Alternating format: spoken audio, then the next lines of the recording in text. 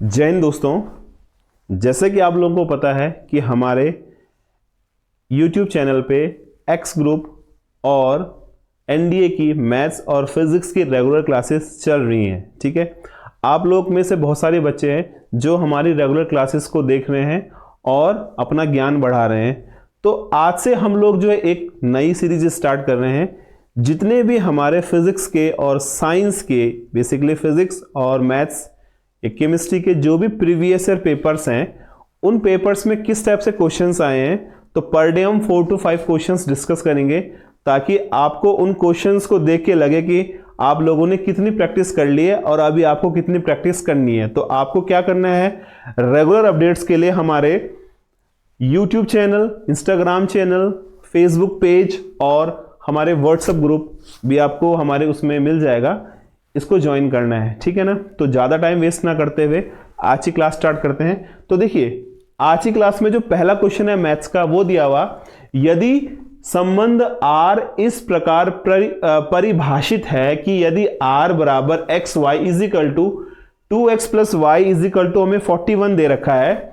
तो हमसे पूछा गया है एक्स वाई दोनों नेचुरल नंबर्स होंगे। तो हमसे पूछा गया है कि यह संबंध, यह जो रिलेशन है वो रिलेशन कौन सा होगा। तो आप लोगों ने क्लास 11th, क्लास 12th में रिलेशंस, फंक्शंस के बारे में अच्छी तरह से पढ़ा होगा।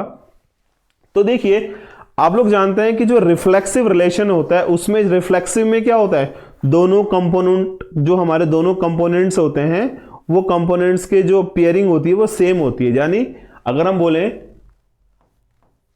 रिफ्लेक्सिव में दोनों सेम होंगे और सिमेट्रिक में एक्स वाई वाई एक्स होगा, और ट्रांजिटिव यानी संक्रामक में एक्स वाई वाई जेड, और जब ये दोनों सेम होंगे तो ये हो जाएगा एक्स जेड। तो आपको इस प्रश्न को देख के लग रहा होगा कि इनमें से तीनों में से कौन सा ऑप्शन सही होगा। तो आप लोग इतना ध्यान रखिएगा कि जब हमारे पास कोई natural numbers 2x plus y is equal to 41 की फॉर्म में दे रखा है, अगर ये देखो x plus y is equal to 41 की फॉर्म में होता तो 100% इनमें से कोई ना कोई ऑप्शन करेक्ट होता है।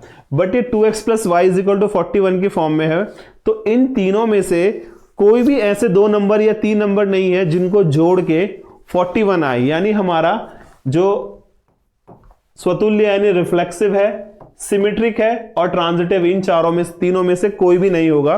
तो इसका जो ऑप्शन है, option number 4 is the correct answer, इनमें से कोई नहीं। अब देखिए, अगला प्रश्न हमें दे रखा है। अगला प्रश्न आपको स्क्रीन में दिख रहा होगा, बहुत ही आसान सा क्वेश्चन है।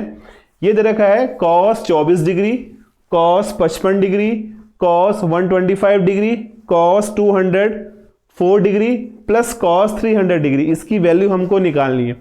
तो आइए क्लास 11th वाले टॉपिक को स्टार्ट करते हैं, ट्रिग्नोमेट्री का। तो आपको पता है cos 24 degree is equal to, ये इसमें कोई चेंज नहीं होगा, इसको हम लिख सकते हैं cos 90 माइनस 35 डिग्री। इसको हम लिख सकते हैं cos 90 plus 35 degree. 90 plus 35 is 125, और cos 204 को हम ऐसे कर सकते हैं cos 90 इंटू 2 यानी 180 प्लस 24 डिग्री, और लास्ट हमारा है cos 300 यानी cos 3 इंटू 90 प्लस 30 डिग्री। अब आप देखिए cos 24, इसको तो ऐसे रहने दीजिए, इसका कुछ नहीं कर सकते हम लोग।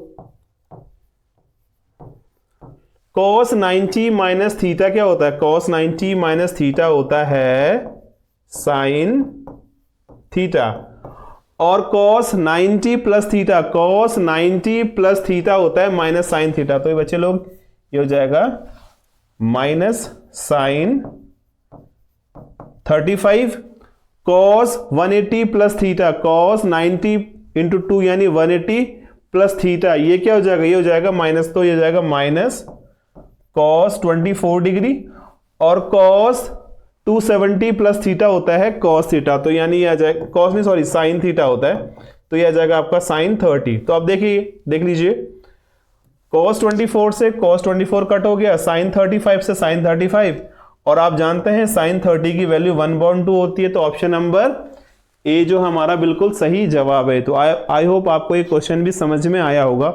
चलिए अगला प्रश्न और देखते हैं।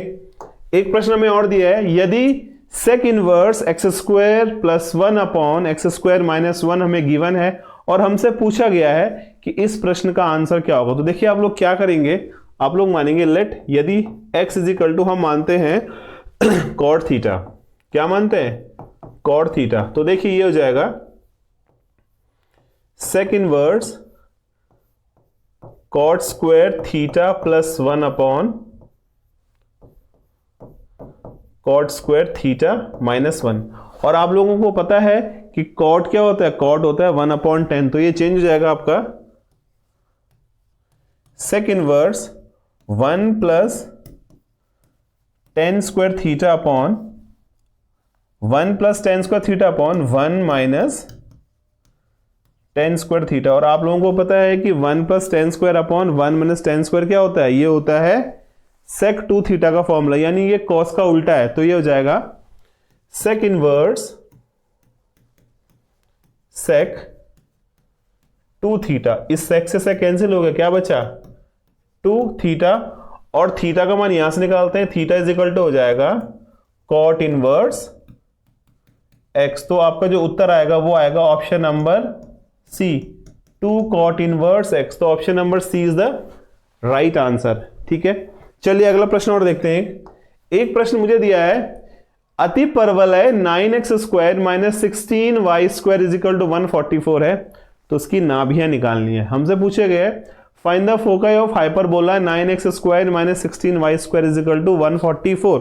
तो देखिए आपको पता है कि जो हाइपरबोला होता है वो इस फॉर्म में होता है, x square upon a square minus y square upon b square is equal to 1। ये आप लोग सब जानते हैं। तो अगर मैं इस प्रश्न को ट्रांसपोज करता हूं इस फॉर्म में, तो ये आ जाएगा आपका एक्स स्क्वायर अपॉन 16, क्योंकि 16 9 से 144 हो गया, माइनस वाई स्क्वायर अपॉन 9 बराबर 1। तो आप जानते हैं कि ए स्क्वायर बराबर 16, यानी ए बराबर हमारा हो गया 4, बी स्क्वायर बराबर 9, यानी b बराबर हमारा हो गया 3। आई होप आपको इतना समझ में आया होगा। अब देखिए हमारे पास जो नाभियां होती है ना, नाभियां होती है हमारी प्लस माइनस ए ई कॉमा 0।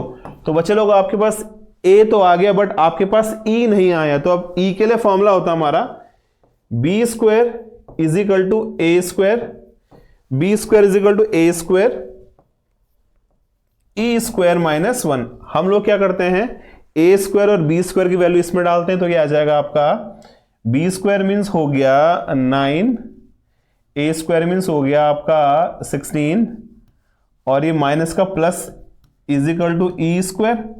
16 प्लस 9 25, 25 मीन्स ये हो गया 25 अपॉन 16, और ई का मतलब हो गया आपका 5/4। तो आप क्या करेंगे, जो तुम्हें फॉर्मूला दिया है ना प्लस माइनस ए ई कॉमा 0, तो ई का मान कितना होगा? ए का मान आपको पता है, ए का मान है हमारा 4 और ई का मान है 5/4 कॉमा 0। तो क्या आ जाएगा, ये 4 से 4 कटा और क्या आ गया हमारा प्लस माइनस 5,0। तो ऑप्शन नंबर बी हमारा बिल्कुल सही जवाब है। ठीक है, तो इस टाइप के क्वेश्चंस के लिए आप लोग हमारा चैनल को लाइक कीजिए, सब्सक्राइब कीजिए। Thank you.